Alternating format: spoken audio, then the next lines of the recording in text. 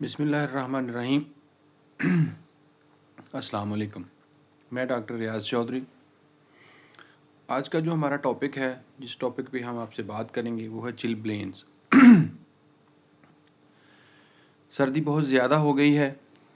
सर्दियों में आपके हाथों, पाँव और उंगलियों में सूजन हो जाती है या हाथ और पाँव की उंगलियां सुर्ख हो जाती हैं।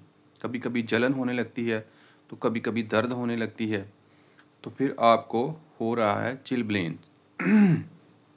जी हाँ, आज हम इसी मसले पे आपके साथ बात करेंगे कि ये क्यों होता है। चिलब्लेन्स जो है वो दर्द भरी सूजन है, जो कि आपकी हाथों की उंगलियों की जो नसें हैं उनमें इन्फ्लामेशन यानी कि सूजन हो जाती है। जो खून की जो ब्रीक नालियां हैं आपके हाथों की और आपके पाँव की, उनके अंदर से वो फट जाती हैं और खून उनसे बाहर आ जाता है। चिलब्लेन्स का मतलब है आपके जिस्म में, हाथों में, पैरों में छोटी छोटी खून की नसें होती हैं। इन छोटी छोटी खून की नसों में सूजन, इन्फ्लामेशन हो जाती है। यानी कि ठंडी ठंडी हवा से या रिपीटेड कोल्ड एक्सपोजर की वजह से, ठंडी ठंडी हवा लगने की वजह से इन्फ्लामेटरी रिस्पॉन्स पैदा होता है आपके जिस्म के अंदर। वहाँ सूजन आ सकती है, खून की नसों में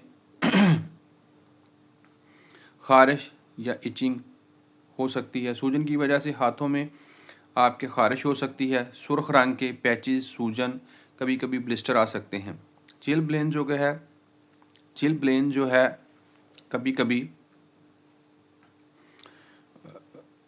1 हफ्ते से लेकर 3 हफ्ते तक रह सकता है। अगर आप अपने आप को, अपने पाँव और हाथों को गर्म रखेंगे और ठंड से बचेंगे तो ये जल्दी ठीक हो जाएगा और बढ़ेगा भी नहीं और अगली बार आएगा भी नहीं। इसके हर साल आने के चांसेस होते हैं, क्योंकि हर साल सर्दी आती है। इसीलिए ये आपको बीमारी दोबारा अगले साल, अगले सीज़न में भी हो सकती है। अपने आप को, अपने हाथों और पाँव को बचाना होगा, तो अपने आप को सर्दी से महफूज रखें। चिलब्लेन्स फॉरेस्ट बाइट जैसा नहीं है जिसमें मुस्तकिल डैमेज नहीं रहता। हो सकता है चिलब्लेन्स इसमें आपके जिस्म के किसी हिस्से या ऑर्गन का डैमेज नहीं होता। आर्जी तौर पर ज़रूर आपको तकलीफ़ का बायस बनता है, लेकिन कुछ देर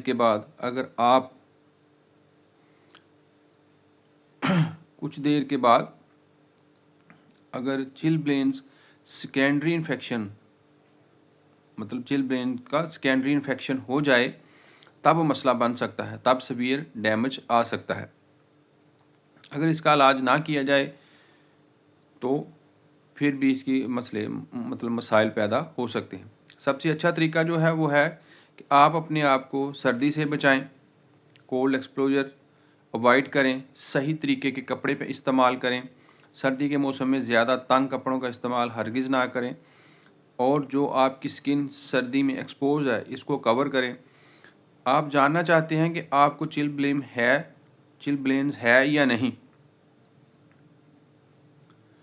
आपके हाथों और पाँव के ऊपर सुर्खपन आ जाएगा, या कभी कभी इनमें अल्सर हो सकता है, छाले पड़ सकते हैं, सूजन हो सकती है, या बर्निंग, या आपके हाथों और पाँव में बर्निंग सेंसेशन हो सकती है। और कई बार आपकी स्किन का रंग गहरा नीला भी हो सकता है। दर्द के साथ साथ ऐसे में आपका दर्द बढ़ता जा रहा है या कोई इन्फेक्शन के साइन हैं वहाँ पे, फिर आप अपने डॉक्टर से फ़ौरन रजू करें। इसकी वजूहात की बात कर लें तो इसकी कोई ख़ास स्पेसिफ़िक वजह नहीं है। ये आपके जिस्म का एक अबनॉर्मल रिएक्शन है जो आपका जिस्म ठंड की वजह से पैदा करता है, और हर साल होगा, आपको अपने आप को ठंड से बचाना ही पड़ेगा। इसके जो रिस्क फैक्टर हैं जिनकी वजह से ये बीमारी बढ़ सकती है, उसकी बात कर लेते हैं। अगर आप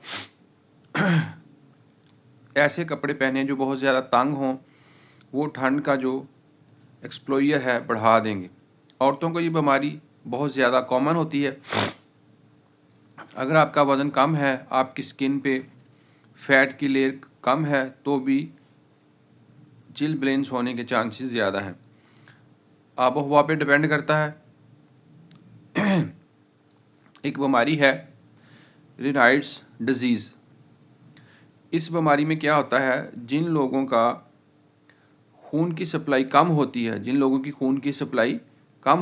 इनके हाथों में, तो ऐसे लोग हाथों में मतलब जिन लोगों के खून की सप्लाई कम होती है, तो ऐसे लोगों में ये बीमारी आसानी से हो जाती है।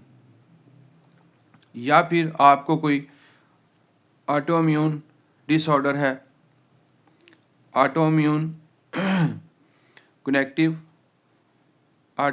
कनेक्टिव टिश्यू डिसऑर्डर है, तो भी इस बीमारी के चिल ब्लेंस होने के चांसेस बढ़ जाते हैं। इस बीमारी से बचा कैसे जा सकता है, एहतियाती तदाबीर क्या हैं? इस बीमारी से बचने की जो सबसे आसान और मौसर तरीका है वो है एहतियात। एहतियात क्या है? अपने आप को ठंड से बचाएं, अपने आप को सर्दी से महफूज रखें। जितना आप अपने आप को सर्दी से बचाएंगे, अपने हाथों को, अपने पाँव को ड्राई रखेंगे, ग्लव्स का इस्तेमाल करेंगे, अपना कॉटन की सॉक्स और अपना वूल की सॉक्स आप इस्तेमाल करेंगे, तो इस बीमारी के चांसेस उतने ज़्यादा कम हो जाएंगे। अब इसकी पेचीदगियों की बात कर लेते हैं। इसकी कॉम्प्लिकेशन में अल्सर हो सकता है, ब्लिस्टर बन सकते हैं, ब्लिस्टर या अल्सर दोनों हो सकते हैं। स्किन की जो प्रोटेक्टिव लेयर है, एपिथेलियल लेयर वो फट जाती है, तो तब आपको इन्फेक्शन होने के चांसेस बढ़ जाते हैं। इन्फेक्शन अगर हो जाए तो तब आपके लिए परेशानी का बायस है। वरना ठंड से बचें, ठंड के एक्सपोजर को कम करें, अच्छे सही गर्म कपड़ों का इस्तेमाल करें, अपने अपने दफ्तर वगैरह को, ऑफिस वगैरह को वार्म रखें। जो आपकी जिल्द एक्सपोज है उसको ढांप के रखें, कवर करके रखें। अपने हाथों, अपने कपड़ों को, अपने पाँव को खुश्क रखें। अगर तम्बाकू नोशी करते हैं, स्मोकिंग करते हैं, तो वो छोड़ दें। स्मोकिंग की वजह से भी जो ब्रीक नालियाँ हैं खून की, उनमें खून की जो गर्दिश है, सर्कुलेशन है, वो सही तरीके से नहीं होती।